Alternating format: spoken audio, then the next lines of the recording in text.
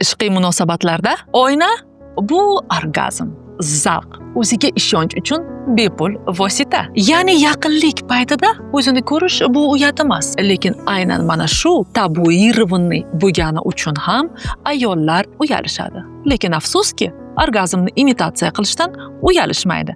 Demak, o'zini tomosha qilish bu uyat emas, balki terapiya hamdir. Oyna esa sizga vizual aloqani beradi. Ya'ni siz ehtiroslanganingizni ko'rganingizda tanangizni harakatlari orqali miyaga somatosensorniy signalni berib kuchaytiradi. Sizning fokusingiz hissiyotlarda bo'ladi, xavotirli, uy-xayol fikrlarda emas. Natijada esa orgazm yorqinroq va yoqimli bo'ladi.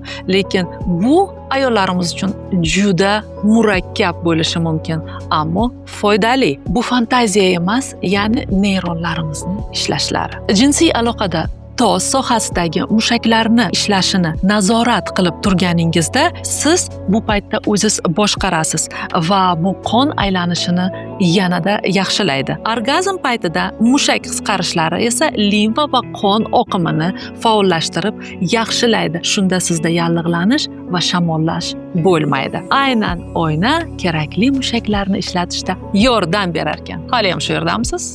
Go your husband, only with love.